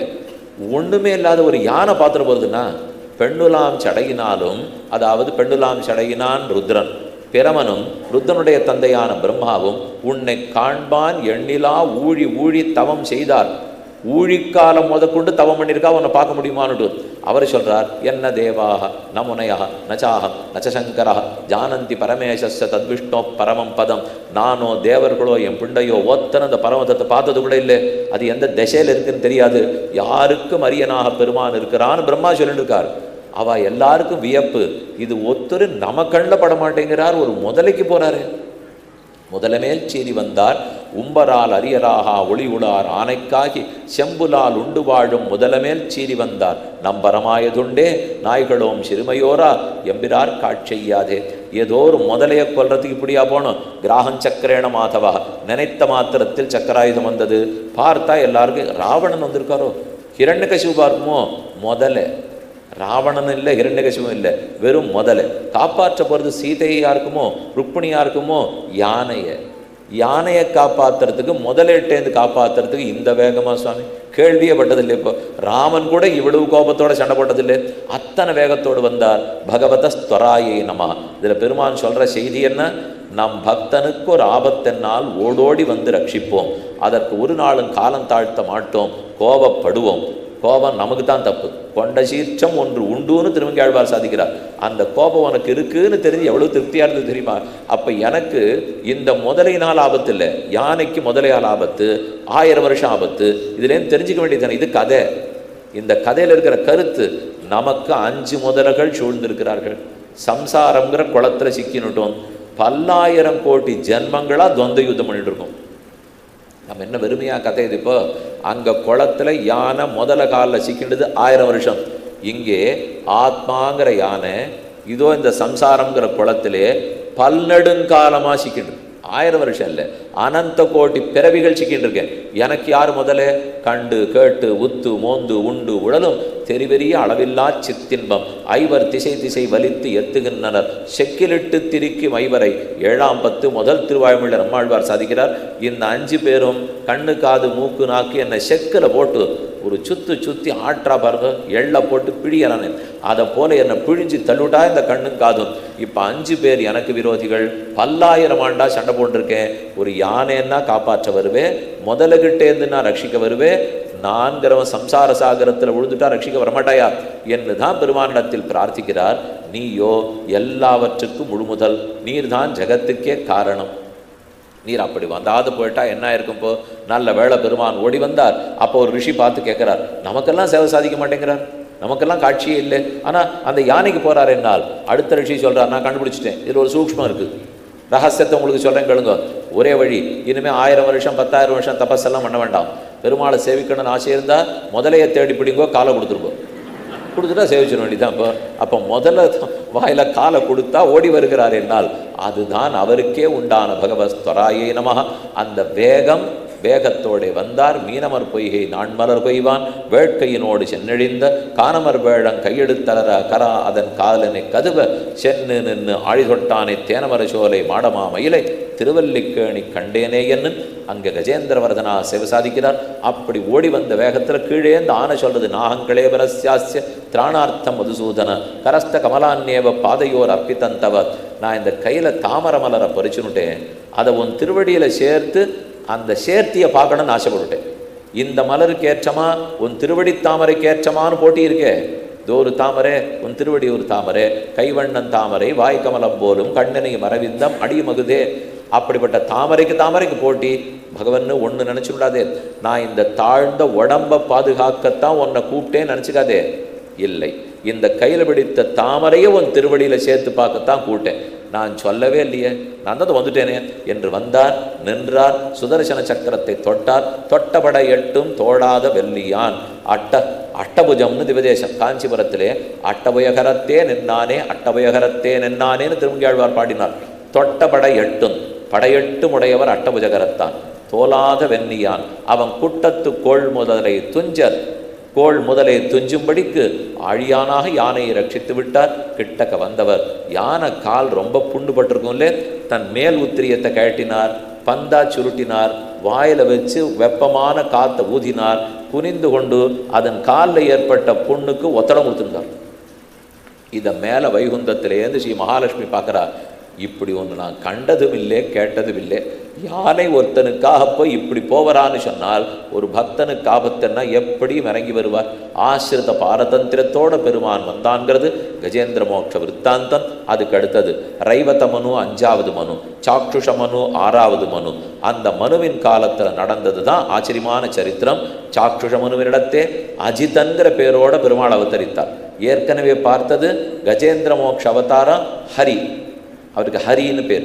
அடுத்தது இப்போ பார்க்க போகிறது அஜிதன்கிற அவதாரம். 1000 தோளால் அலைக்கடல் கடைய போகிறார். அமிர்த மதனத்தையே பண்ணி கொடுத்த பெருமாள் அஜிதன். ஏன் நடந்தது? ஒரு முறை ஐராவத யானையில் இந்திரன் வந்துட்டு இருந்தான். ஒரு வித்யாதர பெண் துர்வாசர் பெருமானை சேவித்தார், தாயாரை சேவித்தார். அவர்கிட்ட ஒரு தாயாருக்கு ஒரு மாலை கிடச்சிது. அந்த மாலையை சரி கொடுப்போம், நல்ல வாழ்க்கை, யாருக்கு மாலை வேணும், தாயார் பிரசாதம் வேணுமோ கொடுப்போம். இந்திரன் இடத்துல வந்து சேர்ந்தது. இந்திரன் மாலையை போட்டுக்கிறது பதில் ஐராவதத்தின் கழுத்தில் போட்டால் யானைக்கு அதன் பெருமை தெரியலே காலில் போட்டு துவைத்து விட்டது. அதை கண்டு கோபம். அதனால துர்வாசர் சபிச்சுட்டார், உனக்கு எல்லா ஸ்ரீயும் அழியட்டும், உனக்கு இருக்கிற செல்வம் எல்லாம் அழியட்டும். அப்போ அழிஞ்சு போச்சு. இனிமே இழந்தது எல்லாத்தையும் எப்படி மீட்பதுன்னு தெரியவில்லை. கதாசவஹ நிபதிதா நோத்திஷ்டேன் ஸ்ம பூயசா யதா துர்வாசச சாபாத் சேந்திரா லோகாஸ்திரயோ நிருப அகம்பவோ யூய மதோசுராதயா. ஏது செய்வது என்ன செய்வது, நாடு போயித்து, பலி சொர்க்கத்தை ஜெயித்து விடுகிறார். இப்போ அவனுக்கு எல்லா சொத்தும் படுத்து என்ன பண்ணுறதுன்னு தவிக்கிறான். பகவானிடத்தில் வந்து கேட்குறான். சில சமயம் விரோதியோட கூட கைகோத்துக்க வேண்டிய தேவை இருக்கு. ஆனால் இந்திரா, நான் ஒன்று சொல்லட்டுமா, நான் படுத்துட்டு இருக்கிற படுக்க பார்க்கடல். இந்த பார்க்கடலை நீங்களும் அசுரர்களும் சேர்ந்து கடைங்கோ. உங்களால் முடியலன்னா நான் உதவுறேன். கடைந்தா அமிர்தம் வரும். அந்த அமிர்தத்தை தேவர்கள் சேர்த்துட்டா சாப்பிட்டுட்டா அப்புறம் மரண பயமே இல்லை. அசுரர்களால் உங்களை ஒன்றும் பண்ண முடியாது, நீங்கள் ஜெயிச்சுடலாம். அப்படியே கலை அந்த பார்க்கடலை கடையும் போது அதிலிருந்து மகாலட்சுமியே வருவாள். அவளிடத்துல நீ பிரார்த்தித்து இழந்த செல்வத்தெல்லாம் பெற்றுக்கொள் அப்படின்னு பெருமாள் சொல்லிட்டார். அதுக்கு நான் அசுரர்கள் இடத்துல கை கோத்துக்க முடியுமா? கொள்கைக்கு விரோதம் இல்லையான்னுவா. உடனே ஒருத்தர் சொல்லிட்டார், கொள்கை வேறு கூட்டணி வேறுன்னுட்டார். சொல்லிட்டார் இல்லையா, இது வேற அது வேற. இப்போ இது இப்படி அது அப்படின்னால் இருக்கட்டும், உங்கள் கொள்கை உங்களோட இருக்கட்டும். இப்போதைக்கு கூட்டணி மட்டும் அசுரர்களும் தேவர்களும் வச்சுக்கோ. இப்போ தானே அமிர்தம் கிடைச்சப்பறம் பார்த்துப்போமே. அட தெரிஞ்சு போட்டாதான் 2 மாதம் தானே, அதற்குள்ளே என்னன்னு தெரிஞ்சிருக்க முடியும். அதனால் சரி பண்ணுவோம்ட்டு அகம்பவா மேல் சொல்லுகிறார். அவிக்கிரியம் சத்தியம் அனந்தமாத்தியம் குஹாசயம் நிஷ்கலம் அப்பிரதர்க்கியம் மனோகிரயானம் வச்சசா நிருப்தம் நமாமகே தேவவரம் வரண்யம். பிரம்மோவாச்ச, பிரம்மா தேவர்கள் அனைவரும் பிரார்த்திக்க கவலை வேண்டாம், நம் பார்க்கடலை கடையலாம் என்னதுக்கு வழி சொல்லி கொடுத்தவர். நீங்கள் போங்க, கடலேறது அவ்வளவு சுலபம் இல்லை. மந்தரங்கிற மலையை எடுத்துன்னு வந்து அதை பார்க்கடலில் மத்தாக நட்டு விடுங்கள். உன்னை கடையணும்னா மத்து வேணும் இல்லையோ, மந்தரத்தை மத்தாக நடுங்கள். வாசுகி பாம்பை கயிறாக கட்டுங்கள். அசுரர்களும் தேவர்களும் சேர்ந்து கடை ஆரம்பிக்கலாம். ஏவம் ஸ்துதா சுரகணையின் பகவான் ஹரிரீஸ்வரா தேஷாமாவிரபூத்ராஜன் சஹசிரார்க்கோத்யத்யுதி தேனைவ சகசா சர்வே தேவாக பிரதிஹதேக்ஷணாக நாபஷ்யன் கம் திசா க்ஷோணிம் ஆத்மானம் ச குதோ விபும். அப்படி இந்த மந்திரத்தை தூக்கின்னு வரச்சவே அது விழுந்து அதில் நசுங்கி 100 தேவர்கள் போயிட்டான். இவா உயிரோடு இருக்கணுங்கிறதுக்காக கொன்ற சொன்னால் அதுலேயே போடுவா போல் இருக்கேன். சரின்னு கருடனை கூப்பிட்டு அவர் பேரில் மந்திர பர்வத்தத்தை வச்சு கடலுக்கு நடுவில் கொண்டு போய் வச்சுட்டார். இந்திரனை கிட்டக்க கூப்பிடுறார், போ அசுரர்கள்ட்ட பேசிட்டு வா. நான் போகிறேன், அவள் ஒத்துக்கணும். என்ன ஒரு ரகசியம் சொல்கிறேன், காதில் வாங்கிக்கோ. இப்போ நான் சொல்லலை, சொல்கிறேன் கேட்டுக்கோ அப்படின்னு சொல்லி அனுப்பிச்சுட்டார். அவர் சொன்னது நான் சொல்லி விடுறேன், அவர் சொன்னது அப்புறம் இருக்கட்டும். இப்போ அவர் சொன்னது போகும்போது அவள் கேட்பா, எந்த பக்கத்தில் யார் பிடிச்சி கடையணும்னுட்டு. வாசுகி பாம்பு கயிறு, அந்த கயிற்றினுடைய வால் பக்கம் யார் பிடிக்கணும், தலைப்பக்கம் யார் பிடிக்கணும்னு வரும். நீங்கள் தேவர்கள் உயர்ந்தவர்கள் தலையில் பிடிப்போம், வால் பக்கம் அசுரர்கள் பிடிக்கணும்னு சொல்லுவீள். வால் பக்கம் நாங்கள் பிடிப்போமான்னு அவள் கூச்சல் போட போகிறா. நீ பேசாமல் ஒத்துணுடு, அவர்களே தலைப்பக்கம் பிடிக்கட்டும், நீ வால் பக்கம் பிடி. தேவர்களாச்சே வால் பக்கமானா உசுரோடு இருக்கணும்னா செய். நீ இதோ பேசிகிட்டே இருக்கணும்னா எத்தையோ பண்ணிக்கப்போ, நீ தலைப்பக்கம் பிடிக்காதே அசுரர்களை விட்டுடுன்னு சொன்னார் பெருமாள். கடையறதுக்கு ஆரம்பித்தார்கள். ஊரு சூலாய் மலை தேக்கு மொழி 6 மலைக்கு எதிர்ந்தோடு மொழி ஊரு சூலாய் மலை தேக்கு மொழி கடல் மாறுசுடன் நடக்கின்ற ஒலி அப்பன் சாறுபட அமுதங்கொண்ட நானே சாறுபட. தேவர்களும் அசுரர்களும் இப்படி நின்று கடைய ஆரம்பிக்கிறார். மெதுவாக சக்தி குறைய ஆரம்பிக்கிறது. பெருமாள் பார்த்தவர், போரும் நீங்கள் 2 பேரும் கடைஞ்சது, நகருங்க, நீயும் போ அவனும் போயிடு, நான் நடுவில் அமர்ந்து கொண்டு கடைக்கிறேன். நீணாகம் சுற்றி நெடுவரை நட்டு ஆழ்கடலை பேணான் கடைந்த முதம் கொண்டு வந்த பெம்மான்னு பாசுறோம். நீணாகம் சுற்றி, நீள் நாளப்பாம்பை வச்சு சுற்றியாச்சு. நெடுவரை நட்டு அண்ணல் செய்து அலைகடல் கடைந்து அதனில் கண்ணுதல் நஞ்சுண்ட கண்டவனே என்னும் வங்க கடல் கடைந்த மாதவனை கேசவனை என்று ஆண்டாள் பாடியபடிக்கு வங்க கடலை கடைய ஆரம்பிக்கிறார். கடைய வேகம் கூட்டணும் இல்லையோ, கட்டு குடுமி இழுத்து கட்டின்றாராம். சிகை அலங்காரம் கண்ணனுக்கு. கொஞ்ச நாள் கடைஞ்ச உடனே அந்த குடுமி அவுந்து போச்சு.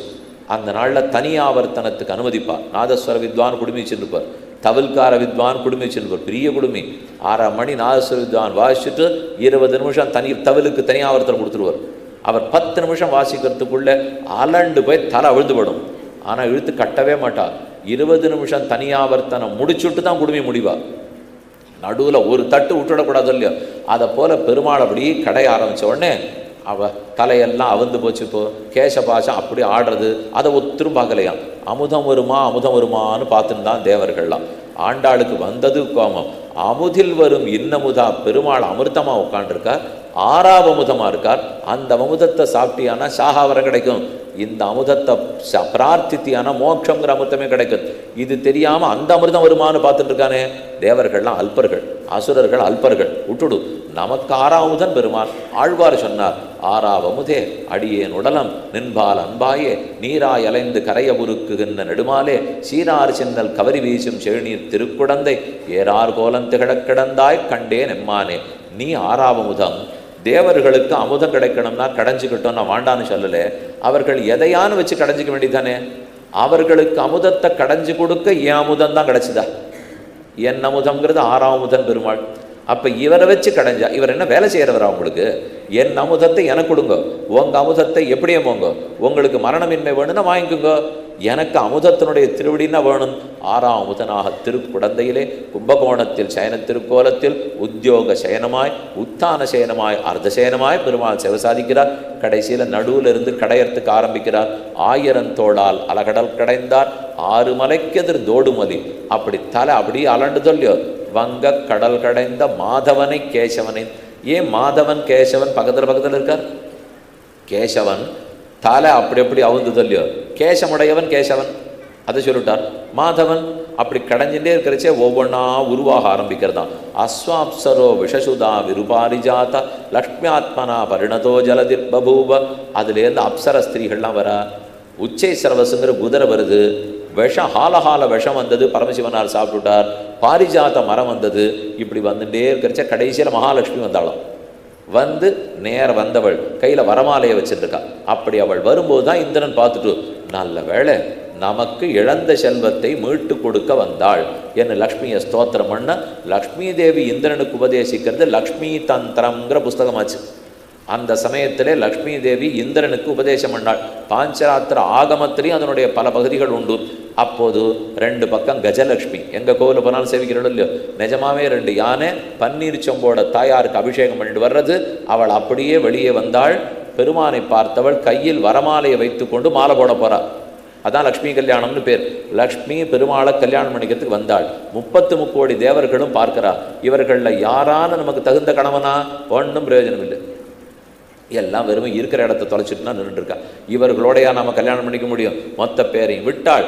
அப்படி கையில் வரமாலையோட பெருமாளுக்கு சேர்க்க போறச்சு. ஏறி உட்காரணுமே, இந்த இடத்துல ஏறி அமரணும் இல்லையோ. அப்படி முழந்தாள்ல காலை வைத்தாள், தொடையில திருவடியை வைத்தாள். ஏறி இந்த இடத்துல அமர்ந்து கொள்ள மாதவஹா, மான பெரிய விராட்டி, தவஹான்னா சுவாமி. அப்ப அமிர்தத்தை கடைந்த போது ஊர்க்காரியன்னு பேர் வச்சார் பெருமாள். தேவர்களுக்கு காரியம் பண்றேன், அமிர்தத்தை வாங்கி கொடுக்குறேன்னு. அதெல்லாம் சுயகாரிய புலின்னு சொன்னேனே சுவாமி. இவருக்கு எதுவுமே ஊர்க்காரியம்னு பேரு தான். இப்போ கடைசியில் தங்காரியத்தை முடிச்சிருவார். அமுதில் வரும் பெண்ணமுதான தாயார தான் ஏற்றுனுட்டார். அப்ப சாதாரண அமிர்தத்தை அவர்களுக்கு கொடுத்துட்டார். அமிர்தோத்பவான்னு பிராட்டிக்கு பேராச்சே. அமிர்தத்திலிருந்து உருவானவர், அமிர்த சகோதரி சுதாசகின்னு பேர். அந்த தாயாரை தானே பெற்று அமிர்தமாக ஏற்றுக்கொண்டார். அந்த சமயம் இந்திரனுக்கு வேண்டிய அனைத்து செல்வங்களும் கிடைத்தன.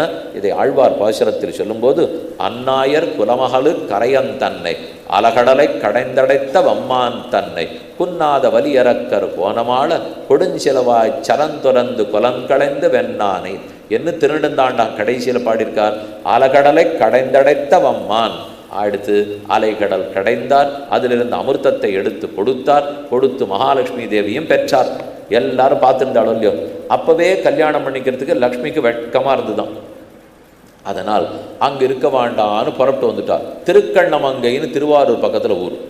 அங்க வந்து அபிஷேகவல்லி தாயார்னு பேர். அந்த தாயார் பெரும் புறக்கடல் பிருகத் பகி சிந்து, அந்த கடல்லேருந்து வெளியில வந்த பெருமாளம். அதனால அவருக்கு பெரும்புறக்கடல்னு பேரு. அவ்வளவு பெருசு, 16-18 அடி உசரத்துக்கு பெருமாள் இருக்கார். இந்த இடத்துக்கு கல்யாணம் பண்ணிப்போம். தேவர்கள்லாம் இங்கே இல்லை. 33 கோடி ஆண்கள் பார்த்துட்டு இருக்கிறச்சே நான் கல்யாணம் பண்ணிப்பேனான்னு நினச்சி நான் அந்த ஊருக்கு வந்தாலாம். தேவர்கள் ஆனாலும் ஆசை விடலை. மொத்த பேர் தேனீக்கள் வடிவத்தை எடுத்துட்டு இப்போ அந்த ஊரில் தாயார் சன்னதி பக்கத்தில் பேரையில லட்சக்கணக்கான தேனி இருக்கும்.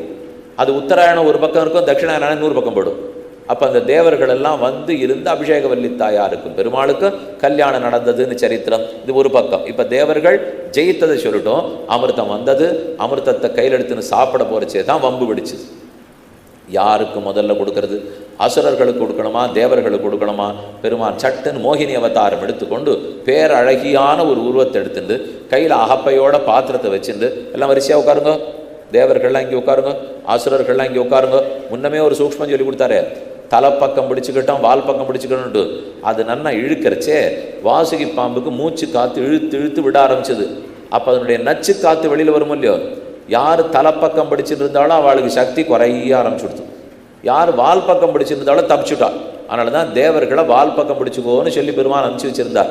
இப்போதும் இந்த வரிசை தேவர்கள், இந்த வரிசை அசுரர்கள்.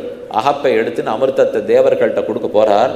அசுரர்கள் ஆட்சேபிக்கிறார். முதல்ல எங்களுக்கு அது சரி, யாரெல்லாம் ஒண்ணுமில்லாத துர்பலம் பலகீனரோ கொடுத்து தள்ளி விட்டணும். அப்புறம் தானே பலமா இருக்கிறவாடு கொடுக்கணும். இதென்ன நியாயம்னா? ஆமாமா, அந்த துர்பலர்களுக்கு கொடுத்து அமிச்சிரு அப்படின்ட்டு அசுரர்கள் அதைத்தான் செய்ய வந்தேன்னு விறுவிறுன்னு தேவர்களுக்கு கொடுக்க ஆரம்பிச்சிட்டார். ஏன்னா பொதுவாக யாருக்கு தம்பிக்கு கடைசி பொண்ணு கடைசி பிள்ளை வீட்டில் ஏதாவது நீங்கள் அல்வா பண்ணால் கூட முதல்ல கடை கூட்டி கொடுக்கணும். அதுலேருந்து தான் மேலே மேலே மேலே கொடுக்கணும்னுவா. அதை போல இவர்கள் சொன்னது தேவர்கள்லாம் எல்லாம் சின்ன வாழ்னா முதல்ல கொடுத்து அசுரர்களுக்கு முதல்ல கொடுக்க முடியுமா? அவெல்லாம் ரொம்ப பெரிய வாழ்லையோ, முதல்ல தேவர்களுக்கு கொடுத்து அனுப்பிச்சிடுவோம், அப்புறம் பலிஷ்டர்களான அசுரர்களுக்கு கொடுப்போம்னா ஆமாம் ஆமாம் நாங்கள் தான் பலசாலிகள்னா வரிசையாக தேவர்களுக்கு கொடுக்க ஆரம்பித்தார். சூரிய சந்திரன்ட்ட வரச்சே சிம்ஹிகாங்கிறவருடைய பிள்ளைகள் ராகு கேத்துன்னு சொல்கிறோமே, அவன் வந்து வேஷம் போட்டுட்டு தேவர்களுக்கு நடுவில் உட்கார்ந்தான். சந்திர சூரியர்கள்லாம் அடையாளம் காட்டினான், அவன் கொடுக்காதே உண்டு. அகப்பையால் தட்டினார், தலை படுத்து. அதனால தான் சாயாகிரகம் நேற்றுக்கு சொன்னேனே, ராகு கேத்துவார்த்துன்னு காட்டி கொடுத்த சூரிய சந்திரர்களை பிடிச்சிட்டு இருக்கார். இது புராண கதை. நேர கண்ணுக்கு நேர பாருங்கோ, சந்திரன் அதை போலே ஒரு பாம்பு வடிவத்தில் தான் போறார் தெரியுது. ராகு கேது கிரகங்களோட சூரியனுக்கு சம்பந்தம் வரச்சே தான் கிரகணம் வரும்னு தெரியுது. கதைக்கும் குழப்பமில்லை, கணக்குக்கும் குழப்பமில்லை. கணக்கு நன்னாத்தான் இருக்கு, கதையும் நன்னாத்தான் இருக்கு. அதுக்கு கணக்கு மட்டும் வேணும், கதை வேண்டான்னு சொன்னா பக்தி வராது. கதை மட்டும் வேணும், கணக்கு வேண்டான்னு சொன்னா ஞானம் வராது. ரெண்டுமே வேணும் இல்லையோ. அதனால அரசாங்கத்திலேருந்து ஆரம்பிப்பா, புராணங்களில் சொல்லப்பட்டிருக்கிற வேத கணக்குன்னுட்டு உடனே ஊடகத்தில் ஒரு சத்தம் வரும், பாரதம் 300 ஆண்டுகள் பின்னோக்கி சென்று விட்டதுன்னு ஒருத்தர். அது எப்படி சுவாமி, பூமி இப்படி தானே சுற்றின்னு இருக்கு, பின்னாடிலாம் போகாதே, நீர் எதுக்கு பின்னோக்கி சென்றதுன்னா அவர் அபிப்பிராயத்தில் பின்னோக்கி படுத்தான். இவர் நாற்காலியை பின்னாடி தள்ளிடாரோன்னுமோ, அவ்வளோதான் இருக்கலாமே தவிர பாரதம் என்னைக்கும் முன்னோக்கித்தான் செல்லும். பின்னோக்கி போன செல்லவே வேண்டாம். அது எதுக்கு போகணும், இருக்கிற இடத்துல ஒழுங்காக இருந்தால் போதும். அவனவன் இருக்கும் இடத்தை விட்டு முன்னோக்கியும் பின்னோக்கியும் எதுக்கு போயிட்டு இருக்கணும்? அவரவர்கள் ஒரு சத்தம், முற்போக்குவாதம்னுவா, பிற்போக்குவாதம்னுவா. அது என்னதுன்னே புரியாது சில வார்த்தையெல்லாம் நமக்கு. என்ன முற்போக்குவாதம்னா என்ன, நாற்காலியை தள்ளிண்டே முன்னாடி படுறதா? பிற்போக்குவாதம்னா தள்ளிண்டு திரும்பி வருதா? தெரியாது. அது அவர்களுக்கு தான் தெரியும். ஆனால் இந்த மாதிரி வார்த்தை கண்டுபிடிக்கிறதுல அசகாய சூரர்கள் இப்படி தான் இருக்கும். கொஞ்சம் நிதானமாக உட்காந்து பாரு, அது வார்த்தைக்கு என்ன அர்த்தம்னு கேட்டு பாருங்க. இப்படிலாம் கேட்டால் எப்படி பதில் தெரியும்டுவா. அதனால் அந்த வார்த்தையோடு ஓட்டிக்கணும்னு தான் அவள் அபிப்பிராயமே தவிர, அதுக்கு மேலே கொஞ்சம் நீங்கள் அமர்ந்து இந்த வாத பிரதிவாதம் பிரமாணத்தை வச்சுன்னு எதான்னு பேசலாமான்னா ஒத்துரும் வர மாட்டாப்போ. என்னது முற்போக்கு? நம்ம 1000 வருஷத்துக்கு முன்னாடி, ஒன்றும் வேண்டாம், 300 வருஷத்துக்கு முன்னாடி ஆங்கிலேயர் படையெடுப்பதற்கு முன்னால் பாரதம் உலகத்திலேயே அதிக உற்பத்தி சதவிகிதம் பெற்ற நாடு. எந்த புள்ளி விவரத்தை வேணால் நீங்கள் எடுத்து பார்த்துக்கோ. இருக்கிற மொத்த சொத்தையும் கொள்ளையடிச்சுன்னு போனப்புறம் இப்போ 8.5 வந்துதா, 8.25 வந்துதா, 9.25 வந்துதான்னு இருக்கா வரும். இப்போ தானே உற்பத்தி சதவீதம் 7, 8, 9 உட்காந்துருக்கு. இதுக்கு முன்னாடி நம்மெல்லாம் 32, 33 இருந்தோம். எந்த நாட்டுக்குமே கிடையாது, நம்ம நாட்டில் தான் இருந்தது. இப்போ உலகமே எங்கெங்கே ரத்த சகதி சண்டையில் போயிட்டு இருக்குச்சே, சாந்தின்னு உபனிஷத்தில் சொன்னதே நம்ம நாடு மட்டும்தான். ஒரு நாட்டோட சண்டை போட்டதில்லை. நம்ம நாகரீகம்னு சொன்னால் எத்தனையோ 1000 வருஷம். மற்ற பேருக்கு தெரிஞ்ச நாட்காட்டியே 2019 வருஷம். இதுக்கு முன்னாடி நாட்காட்டியே தெரியாது. ஆனால் எங்கள் பஞ்சாங்கம் 50 லட்சம் வருஷமாக இருக்கு. இது எத்தனையை மாற்றி விட்டுருக்கா தெரியுமோ? ஆங்கிலேயர்கள் வந்ததெல்லாம் நாட்காட்டியை மாற்றிடுவா. இப்போ நாம் உபயோகப்படுத்துகிற நாட்காட்டி எப்போ தெரியுமா வந்தது? 1750 கிட்ட. அதுக்கு முன்னாடி நம்ம வச்சிருந்ததில்லை. ஏன்? இப்போ நமக்கு ஆங்கிலேயர்கள் வந்து தான் ஆண்டா. இன்னைக்கு இருக்கக்கூடிய இந்த நாட்காட்டியை ஆங்கிலேயர்கள் ஒத்துண்டதே 1550 கிட்ட தான். அதுக்கு முன்னாடி இந்த நாட்காட்டி அவளுக்கு தெரியாது. அது நம்ம நாட்டுக்கு வந்தது 1750. இத்தனை சமயம் மாத்திரா எல்லாரும் இனிமே இது இருக்கட்டும், இனிமே இது இருக்கட்டும். உங்களுக்கு தெரியுமோ, 11 நாள் இந்த நாட்காட்டியை பாரதத்தில் அறிமுகப்படுத்த அன்னைக்கு 11 நாள் தள்ளி வச்சா. ஒரு தேதி நடந்துட்டு இருக்கு, அதுலேருந்து 11 நாள் தள்ளிப்படுத்து. இது என்ன சுவாமி அநியாயமாக இருக்குது? அறிவியல் ரொம்ப சரின்னு விளையினால் எல்லாம் சத்தம் போடாத வரைக்கும் தான் அறிவியல். அப்படி தான் வச்சுக்கணுமே தவிர, அப்போ 11 நாள் போச்சு. என்ன போச்சு? அந்த 11 நாளை இன்னி வரைக்கும் சாந்திரமானத்துக்கும் சௌரமானத்துக்கும் இருக்கிற வித்தியாசமாக ரொம்ப நாளாக சொல்லிட்டு இருக்கமே, ஏன் ஏற்றுக்கூடாது? சொல்லிட்டு இருக்கோம் இல்லையோ? சாந்திரமானம் யுகாதி ஆந்திர பிரதேசத்தினுடைய நாட்காட்டி 354 நாள் தான். ஆனால் சௌரமானம் 365 நாள். சரியாக 11 நாள் வித்தியாசம் இருக்குது.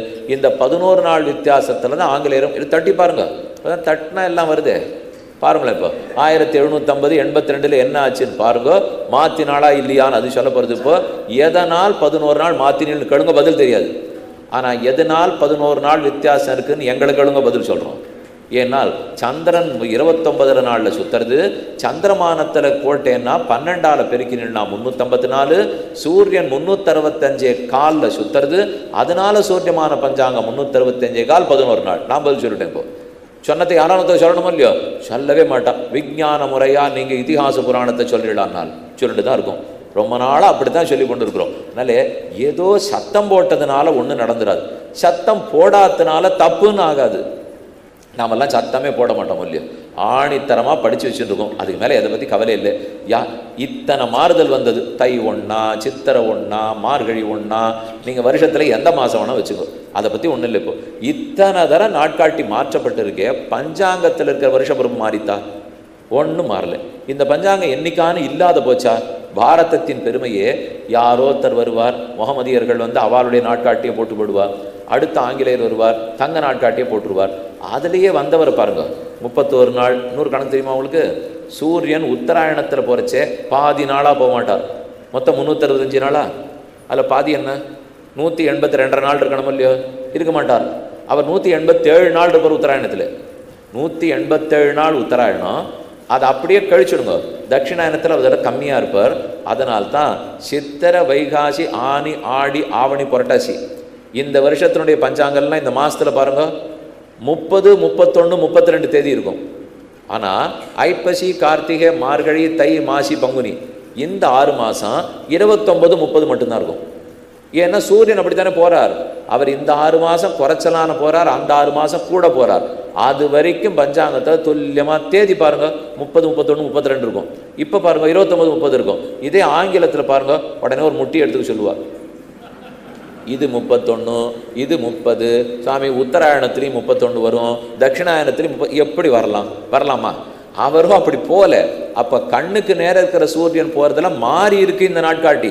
அப்போ அதை கேள்வி கேட்பீங்களா? பஞ்சாங்கம்ண்டா அது எல்லாம் ரொம்ப நாளாக ஒழுங்காக தான் போட்டு வச்சுருக்கா, இதோ தெளிவாக தான் எழுதி கொடுத்துருக்கார்கள். அதனால் நாம தான் நம்ம பாரதத்தினுடைய பெருமையை புரிந்து கொள்ள வேண்டும். பார்ப்போம். அப்போ பலி மகாராஜா சொர்க்கத்தை ஜெயித்து விட்டான். இப்போ நான் ஏற்கனவே சொல்லி முடித்தது. அமிர்த மதனம் முடிந்தது.